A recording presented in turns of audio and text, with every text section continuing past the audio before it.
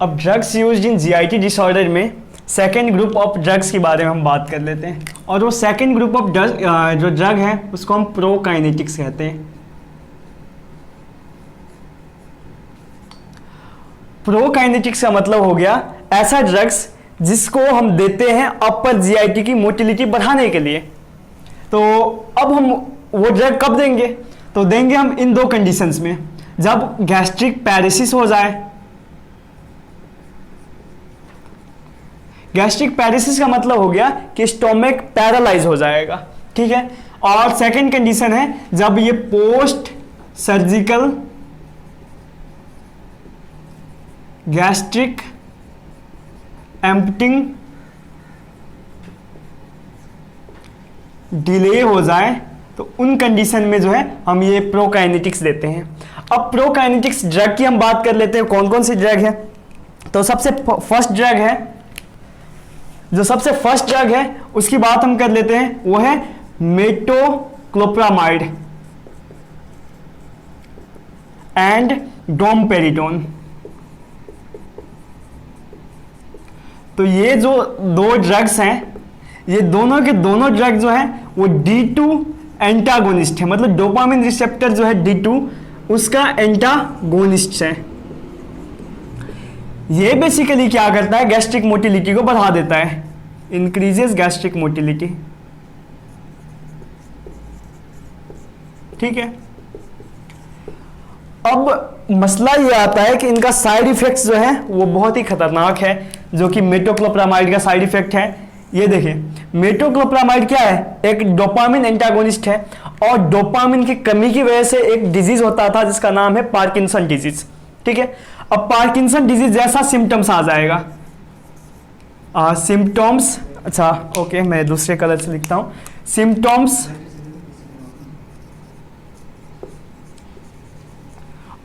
like the symptoms of Parkinson disease, ठीक है। Parkinson disease जैसा सिम्टम्स आ जाएगा। सेकेंड थिंग, आपको पता होगा कि डोपामिन जो है वो है प्रोलैक्टिन के इनहिबिटर, जो कि हाइपोथैलेमस से निकलता था।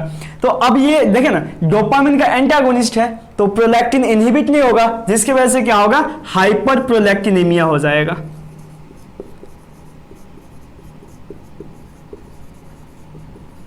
ठीक है। इसके बाद हम बात कर लेते हैं एक थर्ड जो ड्रग है उसका नाम है बिथैनिकोल। बिथैनिकोल, अब बिथैनिकोल क्या है, एक कोलिनोमाइमेटिक है।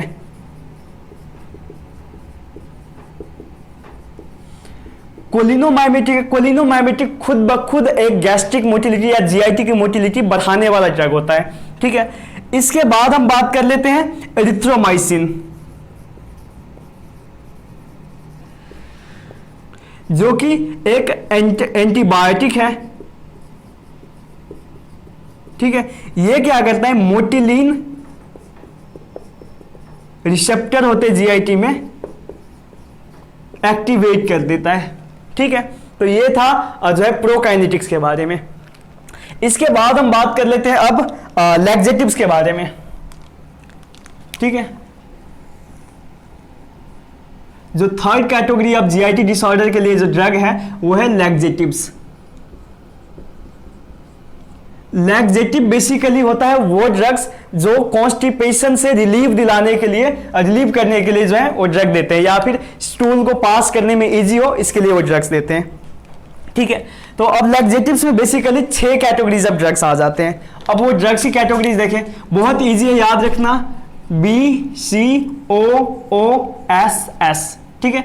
B4 हो गया बल्क फॉर्मर्स, ऐसा ड्रग जो फीसेस के अमाउंट को बढ़ाएगा, ठीक है। इसमें आ जाते हैं मिथाइल सेलुलोज,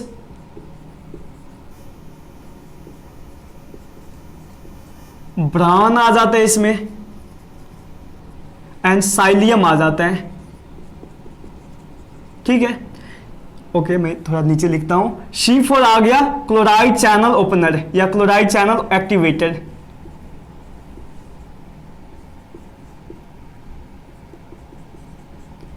इसमें आ गया बेसिकली 2 ड्रग आ जाता है, एक डायरेक्ट क्लोराइड चैनल ओपनर और दूसरा हो गया इनडायरेक्ट क्लोराइड चैनल ओपनर। तो हो गया लुबिप्रोस्टोन जो कि डायरेक्ट क्लोराइड चैनल ओपनर है, और दूसरा हो गया लिनाप्रोटाइड जो कि CGMP के जरिए से जो है ये क्लोराइड चैनल को ओपन करता है। और BC हो गया। इसके बाद अब आ जाते हैं हम ऑस्मोटिक, O से ऑस्मोटिक एजेंट्स। तो ऑस्मोटिक एजेंट्स बेसिकली हैं मैग्नीशियम ऑक्साइड, सॉर्बिटोल, लैक्टुलोज जैसे ड्रग्स जो कि जीआईटी में जाता है। जीआईटी में जाके ल्यूमेन में जाके, फॉर एग्जांपल ये स्टोमक है, स्टोमक के ल्यूमेन में ये जाके पानी को इधर खींचता है, ल्यूमेन की तरफ खींचेगा, और जिसकी वजह से क्या होगा कि यहाँ पर अमाउंट ज़्यादा हो जाएगी और जो है फिशेज को पास होने में ईजी हो जाएगा। ठीक है, इसके बाद हम बात कर लेते हैं फोर्थ, मतलब जो है इसकी कैटेगरी, ये फर्स्ट हो गया, सेकेंड हो गया, थर्ड हो गया, and the fourth one is again from O से हो गया ओपियोइड रिसेप्टर एंटागोनिस्ट।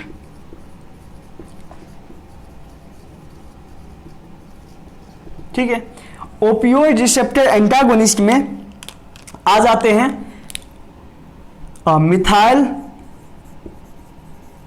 नाइट्रिकजोन। ठीक है, इसके बाद जो है आगे हम methyl nitric. Fifth category is from S से हो गया stool softener. Stool softener basically इसके अंदर जो है दो आते हैं, वो है एक डेकुसेट एंड ग्लाइसरीन। ठीक हो गया। इसके बाद जो सिक्स्थ कैटेगरी है इसका लैक्सेटिव का, वो हो गया स्टिमुलेंट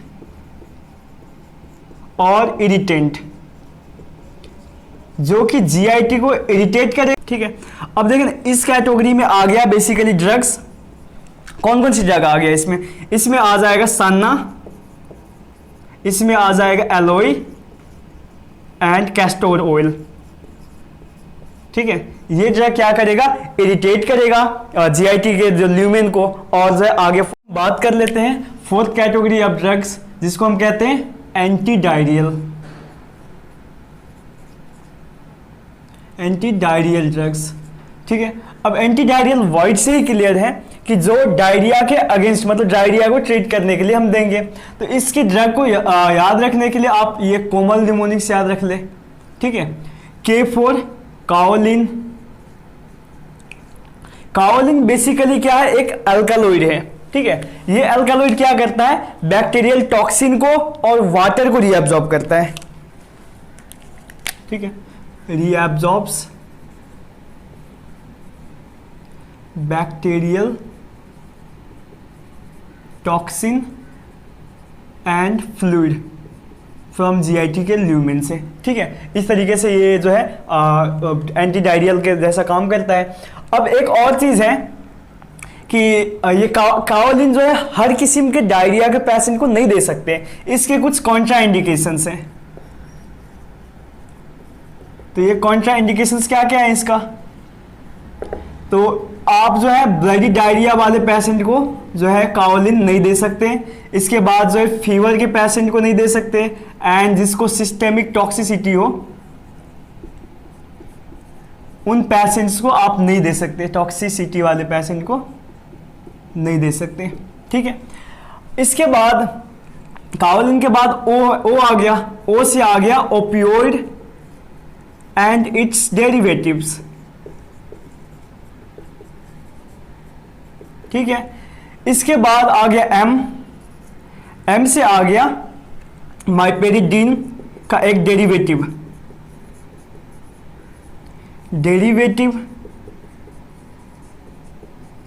ठीक है, माइपेरिडीन का डेरिवेटिव जो कि डाइफिनोक्साइलेट है,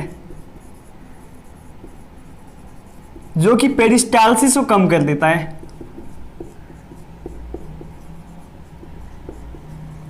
ठीक है। और इस तरीके से पेरिस्टालसिस कम हो गया तो क्या होगा, अब फीसेज जो है मतलब धीरे धीरे अब बाहर निकलेगा, तो इस तरीके से जो है वो एंटीडायरियल जैसा काम करेगा।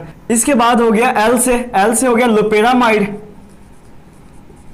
ठीक है। और लोपेरामाइड को एक्यूट डायरिया के लिए यूज करते हैं, एक्यूट डायरिया को ट्रीट करने के लिए यूज करते हैं। अगर कोई बंदा जो है सफर पे जा रहा है, ट्रैवलिंग कर रहा है, तो उस ट्रैवलिंग के कंडीशन में, ट्रैवलर्स डायरिया में जो है लोपेरामाइड हम यूज करते हैं, ठीक है। तो ये था एंटी डायरियल के बारे में। इसके बाद हम आ जाते हैं 5th नंबर ड्रग्स। अब इसके बाद हम बात कर लेते हैं 5th ड्रग, जिसको हम कहते हैं इरिटेबल बाउल या drugs to treat irritable bowel disease, ठीक है। इरिटेबल बाउल डिजीज बेसिकली होता क्या है कि inflammation and irritation to the mucosa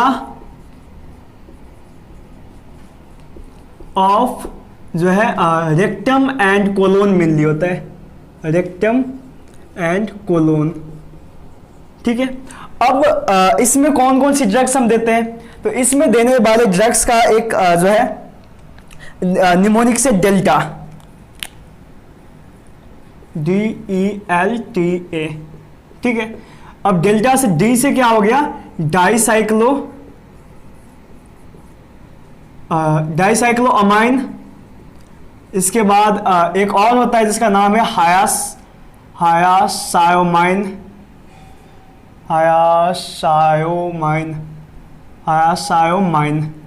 या हायासायोमाइन भी कहते हैं हम इसको, ठीक है।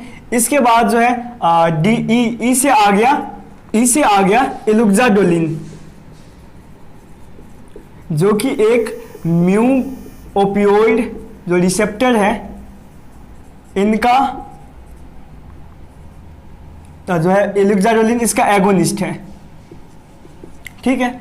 इसके बाद आगे एल से, तो एल से वही पुराना जो क्लोराइड चैनल ब्लॉकर था वो था लुपिप्रोस्टोन एंड लीनाक्लोटाइड, ठीक है। अब ये बेसिकली लुपिप्रोस्टोन क्या है, ये direct chloride, direct type 2 chloride channel opener है।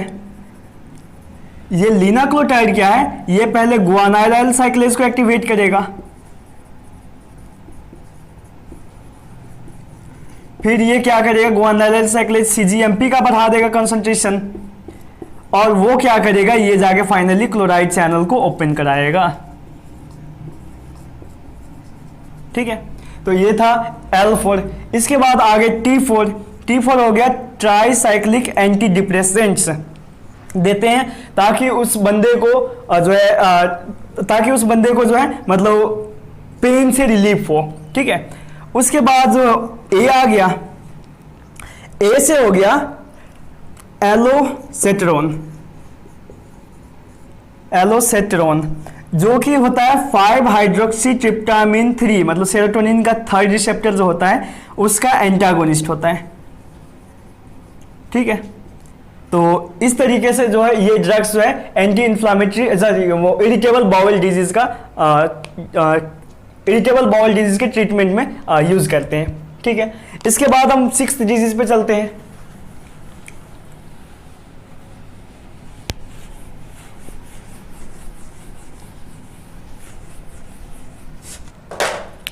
सिक्स्थ कैटेगरी जो है एंटी इमेटिक्स, इसकी बात हम कर लेते हैं।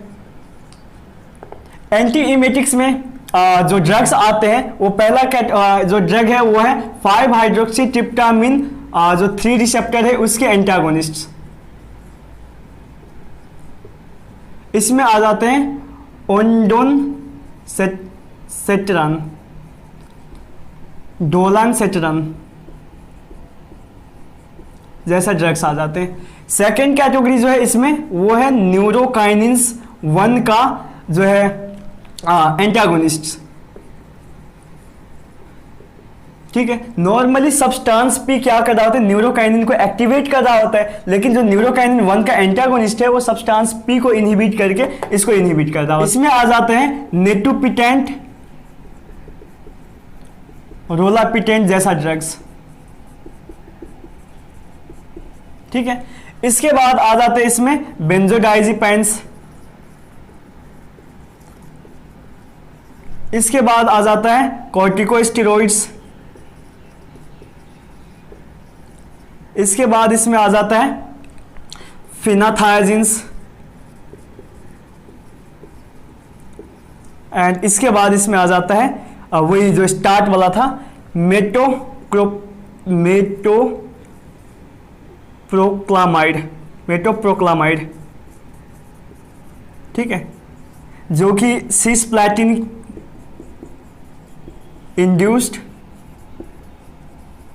इमेसिस को ब्लॉक करता है, ठीक है। तो ये था एंटी इमेटिक्स के बारे में। इसके बाद हम 7th कैटेगरी ऑफ ड्रग्स के बारे में पढ़ते हैं। अब जो 7th कैटेगरी है उसका नाम है inflammatory drugs used to treat inflammatory bowel disease. अब देखिए इन्फ्लामेटरी बाउल डिजीज को ट्रीट करने के लिए जो ड्रग्स चाहिए उसका मैंने एक निमोनिक्स बनाया है, उसका नाम है नजीब, ठीक है। एन से हो गया नैटालिजुमैब, ए से हो गया anti emetics anti tumour nucleotic factor जो कि है इन्फ्लिक्जिमैब वगैरह। जी से हो गया ग्लूकोकॉर्टिकोइड्स, आई से हो गया इम्यूनो सप्रेसेंट